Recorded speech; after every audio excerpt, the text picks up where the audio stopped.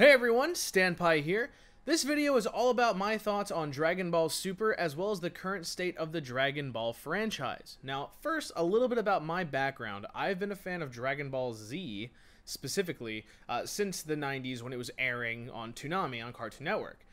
Ever since then, I have been a long-standing fan of the show. I mean, to put it in perspective, I was in at least first grade, if not kindergarten, when it was airing, and it was such a big craze. I remember it because people in my elementary school had printed out binders of Dragon Ball Z pictures, and if you were somebody who experienced that, please do let me know in the comments, because I've found a few people who also apparently shared that around the country. But anyway, Dragon Ball has always been a pretty big part of my history as an anime fan, a big part of my history as just a cartoon fan. Before I knew what anime really was, it was always a really awesome thing that always existed. And, you know, the characters were iconic, huge fan. The Cell Saga was like one of the most amazing things in the world. I can't tell you how many times I watched the Namek Saga. There was a lot happening with Dragon Ball, and of course also the video games. So from, Budokai to Legacy of Goku, like big time Dragon Ball fan. So jump ahead. Dragon Ball Super comes out. I've gone and seen Battle of the Gods in theaters. I've gone to see Resurrection F in theaters. I've seen both of these movies, and people are telling me, oh, well, the beginning of Dragon Ball Super is just a retelling of those movies. So I decided to skip out. People are also telling me, oh yeah, Dragon Ball Super kind of looks ugly, so whatever, don't worry about it. Okay, not a big deal. I think it started airing in 2015. I have not started it until 2018, so I really took my time, and by the time I finally sat down and watched it, it's already been completed, so I didn't have to sit and wait other than switching between the dub to the sub during Season 4. So with all of that preface now explained, let's go into my thoughts on Dragon Ball Super. I loved it. Dragon Ball Super was awesome. For a lot of reasons. Seriously, a ton of reasons. I love Dragon Ball Super. So the first thing, just a quick recap of what happened in each season and what's going on. Season 1 is, of course, Battle of the Gods. We meet Beerus for the first time. We meet Whis. We get a chance to see these characters outside of the movie, and it gives us a new presentation of how things went. We don't get Vegeta's bingo dance, but we do get a lot of other crazy stuff Vegeta's doing, from making takoyaki to who knows what.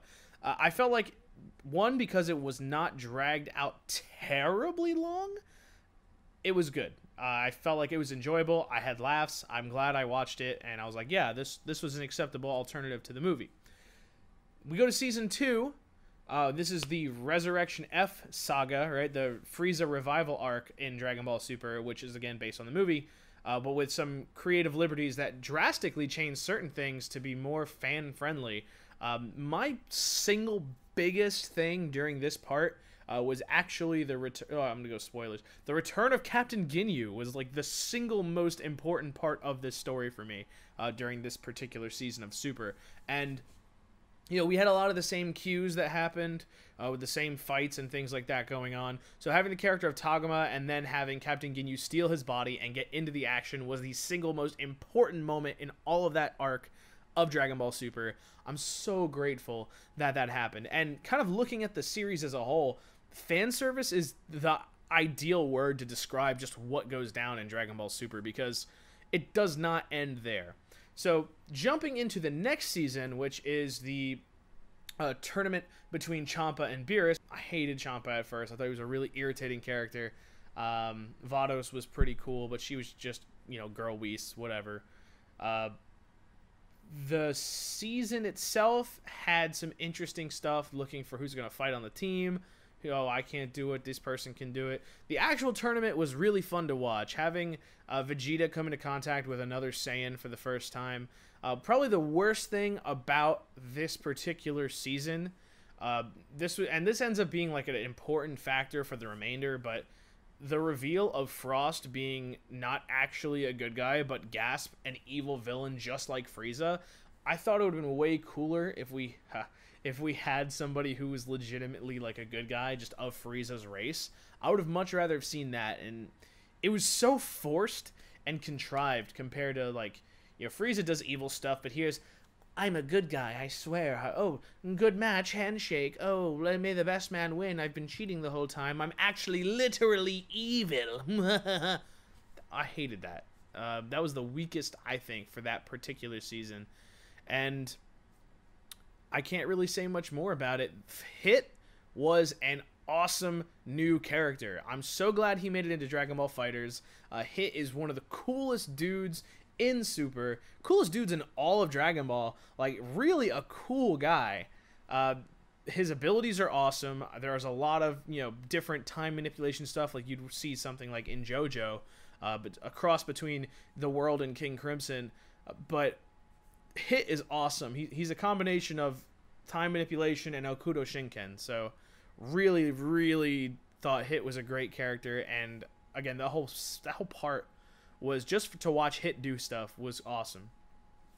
Introducing Zeno, that was like, oh, okay, cool. So there's an Omni God, and yeah, he's adorable. Great. That leads to what would be the tournament of power in the future, but talking about the future in the present, the next season is not about that at all. It's about future Trunks, and I'll say this now, this was my favorite part of Dragon Ball Super. There are a lot of issues that plague Super here and there, but I felt like this was the most tight season in terms of pacing was good, overall theming was good, and I'll explain a little bit more about that in a moment, but just starting off by saying Future Trunks is probably, like, he was my favorite character as a kid. Like, I had a birthday cake. I remember in elementary school or whatever, there was a birthday cake, and, like, my parents had it written, like, Happy Birthday Stanley from Trunks. So, like, I was totally big fan of that character. He had a sword, I was a big Zelda fan, so, like, oh, look, here he is. It's the equivalent. And Tapion, who gave him the sword, was based on Link in the first place, so I wasn't too far off. So having Future Trunks come back was fantastic. Like, seeing the end of the season leading into that, and it's like, next time. Oh my god! So that was awesome. And the thing that really sets this arc apart is two things. One, the villain. It takes a while to know exactly who the villain is, but that was a great reveal overall. The whole process of, like, seeing this maniacal villainous character, hearing about him, learning about him, seeing him step by step, Goku Black, and then later, Zamasu, and just seeing this entire thing unfold was really awesome. But the thing that was most dramatic about the Future Trunks arc and made it most significant of all of the arcs was the fact that there were actual consequences. One of the biggest problems with Dragon Ball is that at the end of the day, everything's going to work out. It's all going to be fine. That's not the guarantee when you're dealing with Future Trunks, because we've established way back when we had the original series and had the History of Trunks episode, right? We go back and see his time with Gohan and dealing with androids 17 and 18. That dude went through hell. He grew up in a nightmare. All the other Z fighters are dead except for Gohan, and he gets killed. So, like, Trunks is alone.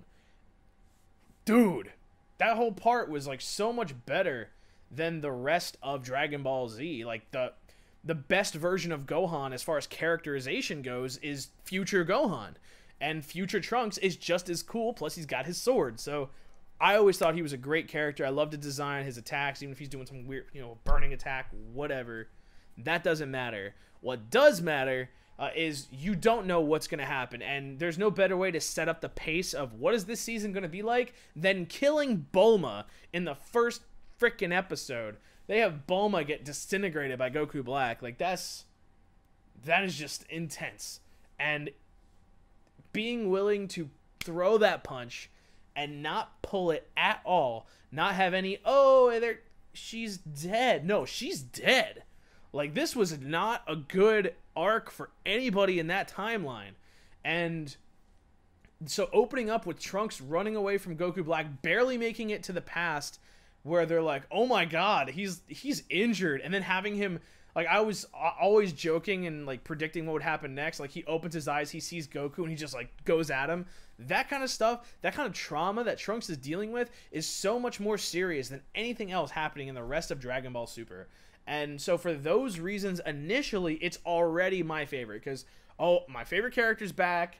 There's a lot of cool stuff happening. The stakes are real. The enemy is mysterious and interesting. And I didn't even know, like, you know, a lot of stuff gets spoiled, but I didn't know all the details behind this character. So I was just like, all right. So skipping ahead into this whole thing, Zamasu as a villain was really cool. I liked him because he had his own motives. It made sense. He was not afraid to do what he wanted to do. He wasn't some maniacal, I'm evil for the sake of evil. I just have a really corrupted, you know, god complex that, because yes, I'm literally a god. I thought Zamasu was awesome. I thought he was an appropriate villain for a Dragon Ball franchise. I thought he really brought a lot to the table, and what he ended up being and doing was crazy. So yeah, 110%, like, Zamasu was on it. And the whole time ring thing, like, you know, the things they were doing in the past were, of course, influencing what would become the cause of the future. And I remember initially thinking, like, how could Zamasu possibly steal Goku's body if Goku's dead in the future timeline? And I was like, oh, it's the parallel universe where Goku hasn't died, and then he uses the time ring to go to future Trunks' world. Still not 100% on the logistics behind that time travel stuff. It's a bit of a paradox. Maybe I missed something, but that was like my only complaint. And then the other thing, having those two villains, like, we've got so much fan service going on in this series. Like, we see Mafuba come back, like, having, you know, Roshi's technique, like, to seal the evil of Zamasu. Like, that was awesome. And all the little details around that. Even better, like, you've got them fighting and people at legitimate risk of dying. So, like, people are going back and forth between time, and they're losing consistently. That's not a thing that happens. That's more of like a Fist of the North Star thing where Ken loses like twice before finally coming back to win. That doesn't usually happen in Dragon Ball. It's usually one drawn-out fight. No, this was like a 3-bout rematch, so that was really cool. But putting all that aside, yeah, having Trunks learn it because Piccolo did it on a video, great. It failing because they forgot the seal, classic. Everything kind of goes downhill for that season just after Fusion Zamasu, who is an amazing villain, but Super Vegito and then like the Spirit Bomb in the sword, that was kind of a cop-out. I wasn't too crazy about it. It ended up not really mattering because it wasn't enough to stop Zamasu from becoming Gygus and being floaty faces of evil. A great twist of summoning Zeno and having him wipe it was like a perfect end to having that all go down. And even another thing, because again, I mentioned, like, it's not all happy endings for future Trunks.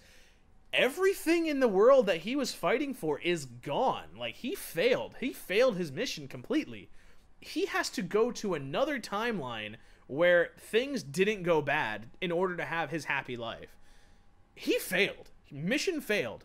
So, like, he really went through a lot. He powered up a lot. He managed to keep up with Goku and Vegeta to an extent, and mad respect. The sword finally, like, broke for real. It was just a whole bunch of stuff happening, but as far as, like, me screaming, yeah, that happened a lot. So, yeah, that arc was awesome. And to close off what made the Future Trunks arc so good, the last several episodes, I think it's episode 22 through 30, so the last 8 episodes are all fan service of past Dragon Ball related stuff. So we've got Goku dealing with, oh, I don't know how I feel, whatever, and then we've got, suddenly, Great Saiyaman is happening. All right with me. I like that. That's awesome. We've got Goku and Krillin training together and seeing every past villain, including Tambourine from Dragon Ball. That was really unexpected. So the whole entire last bit of the Future Trunks arc really delivered in terms of fan service. I was very happy about it. I was very pleased as a fan of this stuff for years, especially of the Future Trunks related stuff. That all was terrific. The final bit, obviously, is the Tournament of Power. It's the most important thing in Super. It's what everyone talks about. It's got, Jiren and all the others who are just absolute nightmares to fight. And, Kefla, Caulifla, and Kale, and Kaba, and all the other Saiyans. This was really like the buildup of the series, and it was also the most Dragon Ball Z of the series. The pacing was awful. This is a 48-minute tournament, which takes, I don't know, the tournament starts in like episode 20 something. So why does it take another 20 episodes to pass 48 minutes of time? That kind of thing. Classic Dragon Ball Z pacing. It's what you signed up for. It's what you know you're going to get. You know, oh, everything's going to work out in the end, so the stakes aren't really there. But it doesn't stop it from being extremely hype. It doesn't stop characters from having their moments. Big disappointment that there's no Majin Buu fighting in the tournament, but having Frieza is way cooler. Haha. Seriously, Tournament of Power was a lot of fun. Even more fun was the fact that Android 17 is a part of it, let alone the winner. What? What? You know, so really what this entire Dragon Ball Super was about was taking the characters from future Trunks related stuff and making them relevant again. And I couldn't be happier for that. Frieza's terrific as a villain, but not a villain. Like, it was so cool watching Frieza just be Frieza in this tournament scenario. Seeing all the different universes. My biggest single criticism of Dragon Ball Super, and this is truly like the biggest flaw, is that there's a thing called Dragon Ball Multiverse that has existed for several years because they're like, oh, Dragon Ball isn't coming back, let's make our own thing. And it's a really well-made, what if there were several universes that all got to fight in a tournament together, and Goku and friends are in the main universe, but then we have several others that are slightly different. We've got a Namekian universe, we've got, or like a guy from the universe of Namekians where they all fuse together. That happens in the Tournament of Power. Oh, we've got essentially Broly. Well, okay, well we got Kale and her female Broly, so like we got that, and we have, you know, just like other Saiyan races. We had similarities to Dragon Ball Multiverse, but putting that aside, because yes, like, might as well make it official. It was great, you know, and I enjoyed watching it. It was exciting, constantly fun. I really, really enjoyed Dragon Ball Super. I was, you know, whatever, Jiren, okay, but here we got posing people being like Justice and stuff. That's fun. I'm a big fan of Sentai and the Ginyu Force, because like nothing is better than a proper, you know, super fighting pose, especially special fighting pose. Definitely great Saiyaman. It took a lot of inspiration from my man Captain Ginyu. So Dragon Ball Super as a whole, I mean, it's got the same old cliches, you know, I'm defeated, but because I got defeated, I suddenly got a power up, so I'm not really defeated. Oh, I'm too tired, but let me suddenly have the ability and energy to power up even more. Classic Dragon Ball Z. It's all about powering up and powering up and powering up and being stronger. That is the weakest. And so when you look at what is the most exciting stuff to watch in the Tournament of Power, it's Master Roshi. Because look at Roshi, this old man who's been around since the OG Dragon Ball, who's got all these old skills of martial arts mastery, and his ability to handle himself. He knocks out like 4 or 5 people at least, just using his assorted techniques. Like, Master Roshi did amazing. My face when I thought he died. My face during the entire series, I cried like 10 times during Dragon Ball Super. I'm not afraid to admit it. And like, I mean literally 10 times. If you've watched other videos on my channel, you know that I cry. So like, this got me. So yeah, Roshi, I cried. Boo and Hercule, or Mr. Satan, my man Mr. Satan, my first ever, like when I started really buying figures, it was Mr. Satan was my first. Crying constantly over the two of them. They are so adorable. Future Trunks stuff had me crying constantly. Man, you thought I was making an ocean. I was crying so much. Like, it was seriously, I just could not stop crying. So anyway, Dragon Ball Super, amazing overall. Again, Tournament of Power stuff. Seeing the different universes was really cool. Obviously, the strategy sucked because the only people who had any decent strategy were, I mean, technically, you know, Universe 7, because they had the most people left in the end, but also like Universe 3 just chilling with their robots, and Universe 11 with their, you know, super fighting Pride Troopers apparently can just withstand everything. I just felt like there was a lot of stuff going on that was kind of dumb in the Tournament of Power. Poor strategy. The Namekian fight was great.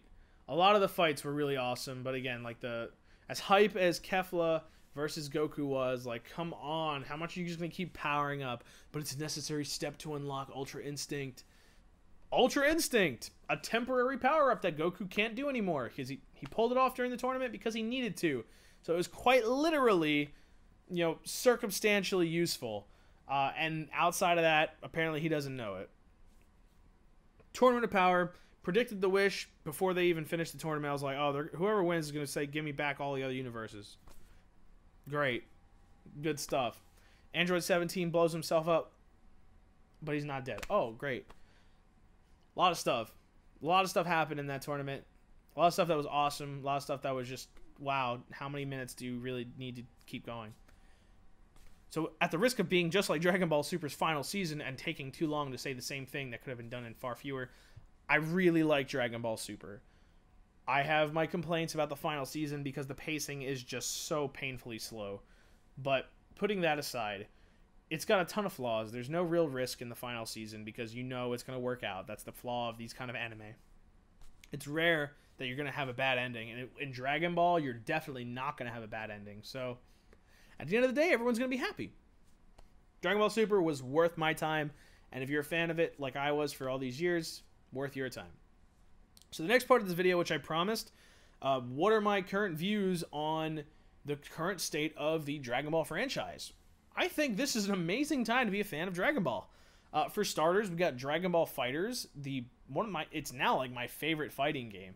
It truly implemented proper Dragon Ball Z fighting mechanics into a game. I haven't really enjoyed them proper since, like, not Budokai Tenkaichi, but like actually like Dragon Ball Z Budokai were my favorite fighters for Dragon Ball. And obviously like the Legacy of Goku games, so like that was my last era of playing a lot of Dragon Ball Z games. But this is awesome. Like, this game is terrific. It's tournament ready. It's well made. Great studio worked on it, and it visually awesome. Gives a lot of respect to the fandom, and throws in a lot of cool stuff. Aside from that, we've obviously got, I think, another movie in the works, and we just finished Dragon Ball Super, and like that was cool too. It's like there's so much going on in the world of Dragon Ball that it is a good time to be a fan. So if you haven't been for some reason, like maybe you missed it because it wasn't your thing or your generation or whatever, if Dragon Ball Super is not really for you, I mean, it's good, but like it's not going to be a masterpiece of anime unless you're already a fanboy. Then it'll be like, yo, oh my god, which I did a few times. So yeah, just overall, really appreciate the current state of affairs in the world of Dragon Ball. Really appreciate Dragon Ball Super. So glad Toriyama was involved. And playing Dragon Quest VIII right now, just to kind of throw in some more Toriyama stuff. His art is just so delightful. I love his style. And that's one of the things about Dragon Ball. It's just so timeless. Anyway, that is my spiel on Dragon Ball Super and on the current state of Dragon Ball. I want to know what you guys think. So, I mean, obviously, I just went on a long tirade. If you sat through all this video, thank you so much for being here. I want to know what you also had to say about Dragon Ball Super. If you agree with what I've said, your thoughts on the best season, best characters, right? Really, there's so many cool characters that were brought in. Like, I obviously gave big respect to Hit. He was so interesting to me. Like, I really enjoyed Hit as a character. Yeah, the assassination episodes and all that stuff. There's just a lot going on with Hit. And, I don't know, Vegeta, everybody. Awesome stuff. So, thanks for watching. This is Stanpai. Let me know what you thought of Dragon Ball Super. Be sure to click like if you've not done so already. And, of course, subscribe also if you have not done so already. If you want to see some more related videos, well, I've got a lot of stuff. If you want to just hear me talking or reacting to things, check out some of my reaction videos. Otherwise, just stay tuned for whatever else comes next. I really appreciate you being here. This is Stanpai. Catch you later. Mata na!